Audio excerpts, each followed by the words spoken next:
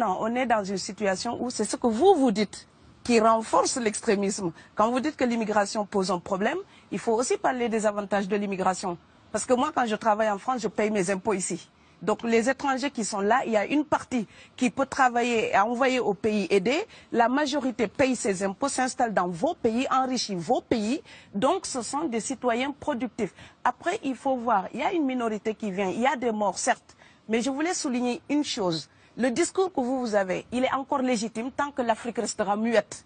Et moi, aujourd'hui, je voulais m'indigner pour le silence de l'Union africaine. Les gens là qui meurent sur les plages, et je mesure mes mots, si c'était des Blancs, la terre entière serait en train de trembler. Ce sont des Noirs et des Arabes.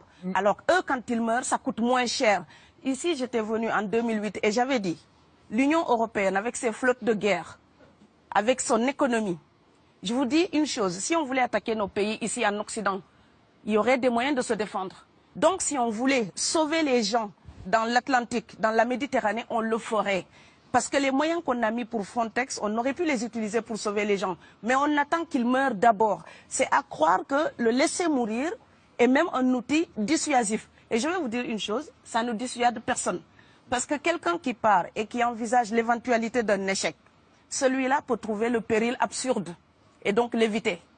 Mais celui qui part pour la survie, qui considère que la vie qu'il a à perdre ne vaut rien, eh bien celui-là, sa force est inouïe, parce qu'il n'a pas peur de la mort.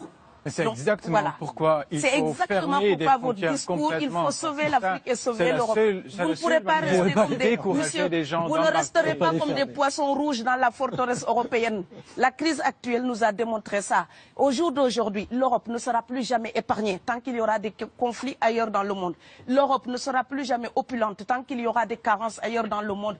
On est dans une société de la mondialisation où un Indien gagne sa vie à Dakar, un Dakarois gagne sa vie à New York, un Gabonais gagne sa vie à Paris. Que ça vous plaise ou non, c'est irréversible. Alors trouvons une solution collective ou bien déménager d'Europe parce que j'ai l'intention de rester. Quand quelqu'un part, c'est comme quelqu'un qui est élu, choisi, peut-être le plus débrouillard. Et il y a tout un clan ou toute une famille qui pose son espoir sur cette personne-là. Monsieur, là, je vous vois bien habillé, bien nourri. Si vous étiez affamé chez vous, peut-être que votre famille serait ravie d'imaginer que vous pourriez aller gagner de quoi faire vivre les autres. Donc c'est aussi une solidarité qui est en œuvre. On laisse partir quelqu'un, on compte sur lui. Vous allez me laisser terminer. Et Schengen, entre guillemets Schengen, ça me permet d'être invité aux Pays-Bas, monsieur, donner des conférences dans vos universités. Quand ils trouvent que mon cerveau est convenable, là, ils l'utilisent. Par contre, ils sont embêtés à l'idée d'avoir mon frère, qui n'est pas aussi diplômé que moi et qui pourrait avoir peut-être envie de travailler dans le bâtiment. Donc, vos pays deviennent schizophrènes. On ne peut pas trier les gens comme ça avec les étrangers utiles et les étrangers néfastes. Et la deuxième chose que je veux dire aussi, c'est que les Européens, là, on voit des Africains qui viennent, d'accord? Ce mouvement, ce déplacement de population, on le voit. Mais on ne voit pas le mouvement des Européens allant vers les autres pays. Alors celui-là, c'est le mouvement des puissants. Ceux qui ont l'argent, ceux qui ont le bon passeport. Donc vous allez au Sénégal, vous allez au Mali, vous allez dans n'importe quel pays du monde, au Canada, aux États-Unis, partout où je vais, et je voyage tout le temps, je croise des Français, des Allemands, des Hollandais. Je les rencontre partout sur cette planète parce qu'ils ont le bon passeport. Donc, comme avec l'exotisme, l'Europe s'était arrogé le précepte unique, unilatéral, de l'exotisme. Les autres sont exotiques. Alors que pour quelqu'un de mon village, il n'y a rien de plus exotique que quelqu'un d'Amsterdam. Maintenant, pour l'étranger aussi, pour les voyages des temps modernes avec la mondialisation, quand les pauvres viennent vers vous, il y a des mouvements de foule qu'il faut bloquer. Mais quand vous, avec votre passeport et avec toutes les prétentions que cela donne, vous débarquez dans les pays du tiers-monde, là, vous êtes en terrain conquis. Donc, on voit les pauvres qui se déplacent, on ne voit pas les riches qui investissent dans nos pays. L'Afrique se développe en taux entre 5 et 10%. Ce n'est plus de la progression, c'est de la surchauffe.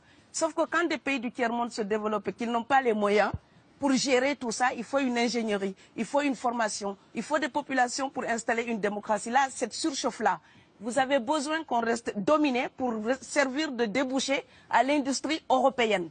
Alors il faut arrêter l'hypocrisie. On sera riches ensemble ou on va se noyer tous ensemble. Et je pense que l'Afrique et l'Europe, par exemple, sont là comme des enfants qui se regardent à travers un miroir déformant.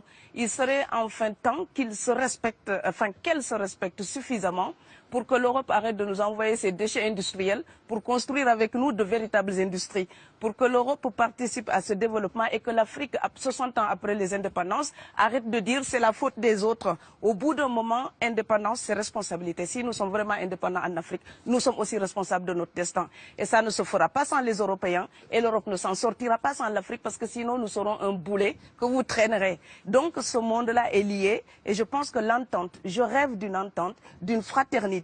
Oui, je sais, ça fait bisounours. Mais il me faut garder cette utopie-là pour garder le courage d'écrire toutes les nuits. Parce que j'ai fait le vent de l'Atlantique il y a bientôt 12 ans.